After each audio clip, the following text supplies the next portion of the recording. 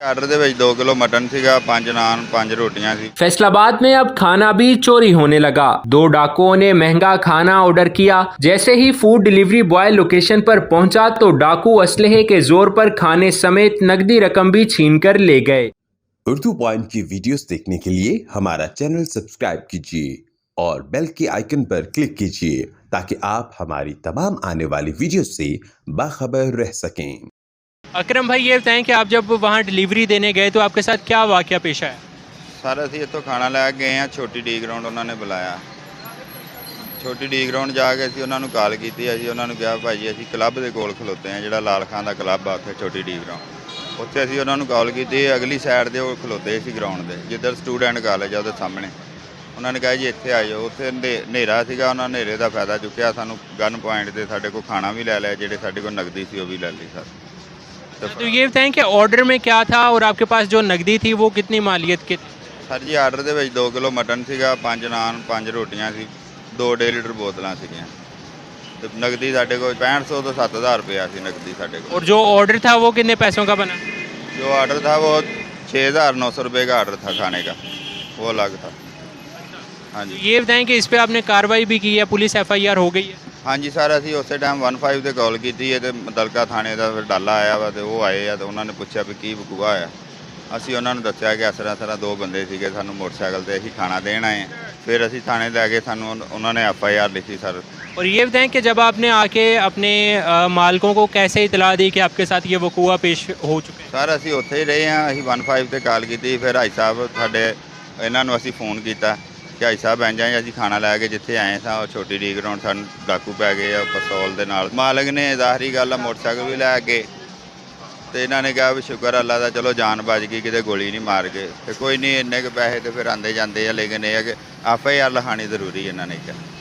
तो ये जो नुकसान हुआ है कहीं आपने पूरा किया है या मालिकों की तरफ से क्या कहा गया इस पे? ਇਹ ਸਾਰੇ ਮਾਲਕਾਂ ਦੀ ਤਰਫੋਂ ਹੀ ਹੋਇਆ ਵਾ। ਤਾਂ ਉਹਨਾਂ ਨੇ ਕਿਹਾ ਜੀ ਸ਼ੁਕਰ ਅੱਲਾ ਦਾ, ਅਸੀਂ ਸਦਕਾ ਹੀ ਸਮਝਦੇ ਆ ਕਿ ਜਿਹੜੀ ਬੱਚਿਆਂ ਦੀ ਜਾਨ ਬਚ ਗਈ। तो ये बताएं आप यहाँ पे फुल टाइम जॉब करते हैं? ਹਾਂਜੀ ਸਰ, ਮੈਂ ਇੱਥੇ 3 ਵਜੇ ਤੋਂ ਰਾਤ 3 ਵਜੇ ਤੱਕ ਜੌਬ ਕਰਦਾ। नहीं तो पहले कभी इस तरह का वकूआ पेश हुआ हो? ਨਹੀਂ ਸਰ, ਪਹਿਲੇ ਕਦੀ ਨਹੀਂ ਇੰਜ ਹੋਇਆ। ਇਹ ਫਸਟ ਟਾਈਮ ਹੀ ਹੋਇਆ। ਅਸੀਂ ਖਾਣਾ ਇੱਥੇ ਲਾਗੇ ਜਾ ਕੇ ਦਿੰਦੇ ਰਹਿੰਦੇ ਆ, ਲੇਕਿਨ ਕਦੀ ਵੀ ਨਹੀਂ ਇੰਜ ਹੋਇਆ। ਹਾਂਜੀ तो जो जिन्होंने वारदात की है उनका हुलिया किस तरह का था, आप पहचान पाएंगे उनको? ਹਾਂਜੀ ਕਿਉਂ ਨਹੀਂ ਸਰ, ਉਹ ਸਾਡੇ ਸਾਹਮਣੇ ਤੇ ਆਏ ਆ, ਅਸੀਂ ਕਿਵੇਂ ਨਾ ਪਛਾਣ ਸਕੀਏ ਉਹਨੂੰ। ਉਹ ਆਉਣ ਤੇ ਸਹੀ ਅਸੀਂ ਉਸੇ ਟਾਈਮ ਪਛਾਣ ਲਾਂਗੇ ਉਹਨਾਂ। किस तरह का हुलिया था, उम्र कितनी थी उनकी? ਇੱਕ ਸਰ 30 ਸਾਲ ਤੋਂ ਜ਼ਿਆਦਾ ਉਮਰ ਦਾ ਸੀ, ਇੱਕ 25 ਸਾਲ ਜਾਂ 26 ਸਾਲ ਦਾ, ਇੰਨੀ ਕੁ ਉਮਰ ਦਾ ਸੀਗਾ। ਜਿਹਨੇ ਮੋਟਰਸਾਈਕਲ ਤੇ ਸੀਗਾ ਉਹ 30 ਸਾਲ ਤੋਂ ਜ਼ਿਆਦਾ ਉਮਰ ਦਾ ਸੀ। ਉਹਦਾ 5 ਫੁੱਟ ਦੇ ਲਾਗੇ ਜਾ ਕੇ ਕੱਦ ਸੀਗਾ, 5.5 ਨਹੀਂ ਸੀ ਆ, ਛੋਟੇ ਕੱਦ ਦਾ ਸੀਗਾ। ਥੋੜੇ ਸਾਂਵਲੇ ਰੰਗ ਦਾ ਸੀ, ਆ ਬਰੀਕ ਕਟਿੰਗ ਕਰਾਈ ਸੀ ਉਹਨੇ ਸਾਈਡਾਂ ਤੋਂ। ਤੇ ਦੂਸਰਾ ਜਿਹੜਾ ਸੀ ਉਹ ਪਤਲਾ ਜਿਹਾ ਮੁੰਡਾ ਸੀਗਾ ਸਰ। तो मास्क वगैरह लगाया हुआ था या वैसे? ਮਾਸਕ ਵਗੈਰਾ ਕੁਝ ਨਹੀਂ ਸੀ ਲਗਾਇਆ। तो ਹਾਂਜੀ अकरम भाई, जैसे आप बता रहे हैं कि ये 2 तारीख का वाक़या है, तो अभी तक इसमें काफ़ी दिन गुजर गए हैं, तो अभी तक पुलिस ने क्या ताउन किया आपके साथ या क्या, कहाँ तक ये केस पहुँचे? ਸਾਰੇ ਅਸੀਂ ਉਸ ਦਿਨ ਦੀ 2 ਤਰੀਕ ਰਾਤ ਦੀ ਅਸੀਂ FIR ਦੇ ਕੇ ਆ ਗਏ ਹਾਂ। ਦੁਬਾਰਾ ਸਾਡੇ ਨਾਲ ਥਾਣੇ ਵਾਲਿਆਂ ਨੇ ਕੋਈ ਰਾਬਤਾ ਨਹੀਂ ਕੀਤਾ।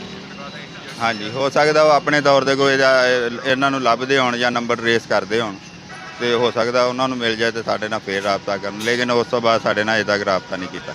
और ये बताएं कि जब आप यहाँ पे डिलीवरी के लिए कॉल आती है तो वो हदूद आपकी कितनी होती है और कितने लोग डिलीवर करने जाते हैं? ਸਰ ਅਸੀਂ 2 ਬੰਦੇ ਹੀ ਜਾਂਦੇ ਆ, ਲੇਕਿਨ ਅਸੀਂ ਜ਼ਿਆਦਾ ਤੇ ਡਿਲੀਵਰੀ ਕਰਦੇ ਨਹੀਂ। ਇਸ ਤਰ੍ਹਾਂ ਕੋਈ ਆਈ ਹੋਵੇ ਰਾਤ ਨੂੰ, ਉਹਨਾਂ ਨੇ ਕਿਹਾ ਯਾਰ ਸਾਨੂੰ ਮਜਬੂਰੀ ਹੈ, ਸਾਡੇ ਕੋਲ ਮੋਟਰਸਾਈਕਲ ਨਹੀਂ ਆ ਤੇ ਤੁਹਾਡੀ ਮਿਹਰਬਾਨੀ ਹੈ ਸਾਨੂੰ ਖਾਣਾ ਪਹੁੰਚਾ ਦਿਓ। ਤੇ ਆ ਛੋਟੀ ਡੀ ਗਰਾਊਂਡ ਇੱਥੋਂ ਸਾਡੇ ਕੋਲ 10 ਮਿੰਟ ਦਾ ਸਫ਼ਰ ਆ। ਕਿ ਚਲੋ ਯਾਰ ਫੜਾ ਆਉਂਦੇ ਆ। ਹੋ ਸਕਦਾ ਕਿ ਇਹਨੂੰ ਅੱਗੇ ਕਈ ਦਫਾ ਅਸੀਂ ਖਾਣਾ ਦੇ ਕੇ ਆਏ ਆ, ਕਿ ਕਈ ਲੋਕਾਂ ਨੂੰ ਇੰਝ ਘਰਾਂ 'ਚ ਦੇ ਕੇ ਆਏ, ਕਦੀ ਨਹੀਂ ਇਸ ਤਰ੍ਹਾਂ ਆਇਆ।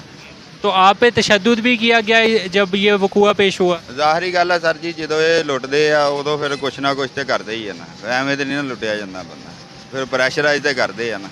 ਹਾਂਜੀ ਇਹਨਾਂ ਨੇ आपने आगे से मज़ाहमत की है कि हम नहीं देंगे? ਨਹੀਂ ਸਰ, ਇੱਕ ਪਿਸਤੌਲ ਬੰਦੇ ਨੇ ਮੇਰੇ ਰੱਖਿਆ, ਇੱਕ ਦੂਸਰੇ ਬੰਦੇ ਦੇ ਰੱਖਿਆ, ਫਿਰ ਮਜ਼ਾਮਤ ਦੇ ਪਿਸਤੌਲ ਅੱਗੇ ਤੇ ਨਹੀਂ ਨਾ ਹੁੰਦੀ। ਅਗਲੇ ਗੋਲੀ ਮਾਰ ਦਿੰਦੇ ਤੇ ਅਸੀਂ ਕੀ ਕਰਦੇ। अच्छा, आप अमूमन जो डिलीवरी करने जाते हैं वो बाइक पे ही जाते होंगे, तो बाइक उन्होंने छोड़ दिया? ਬਾਈਕ ਸਰ ਉਹ ਸਾਡੀ ਬਾਈਕ ਬੰਦ ਕਰਕੇ ਚਾਬੀ ਨਾਲ ਲੈ ਗਏ। ਉਹਨਾਂ ਨੇ ਸਾਨੂੰ ਮੋਟਰਸਾਈਕਲ ਤੋਂ ਉਤਾਰਦਾ, ਦੁਬਾਰਾ ਗਾਲੀਆਂ ਗੁਲੀਆਂ ਕੱਢੀਆਂ ਵੀ ਤੁਸੀਂ ਮੋਟਰਸਾਈਕਲ ਪਿੱਛੇ ਲੈ ਕੇ ਨਹੀਂ ਆਉਣਾ, ਤੁਸੀਂ ਇਹ ਉਹ।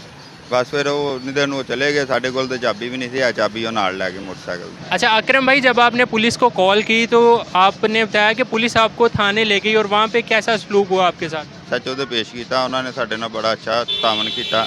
ਇਹ ਜਿਹੜਾ ਛੋਟਾ ਅਮਲਾ ਵਾ ਇਹਨਾਂ ਨੇ ਸਾਨੂੰ ਥੋੜਾ प्रेशराइज करके थाने लेके आए, लेकिन सर यानी आपको ही कहा कि आपके पास ये पैसे कहाँ से आए जो चोरी हुए? जी सर ऐसे ही कहा। फिर SHO के पास ले गए। SHO साहब ने कहा कि यार ये तो खुद ही लुटे, पहले ही लुटे हुए हैं, तो इनको क्या आप अंदर करना वा। ਇਹਨਾਂ ਦੀ FIR ਲਿਖੋ ਤੇ ਇਹਨਾਂ ਨੂੰ ਘਰ ਜਾਣ ਦਿਓ। ਜਿਹੜੇ ਬੰਦਿਆਂ ਨੇ ਲੁੱਟਿਆ ਉਹਨਾਂ ਦੇ ਖਿਲਾਫ FIR ਲਿਖੋ ਇਹਨਾਂ ਦੀ। ਤੇ SHO ਸਾਹਿਬ ਨੇ ਸਾਡੇ ਨਾਲ ਬੜਾ ਅੱਛਾ ਤਾਮਨ ਕੀਤਾ ਜਨਾਬ।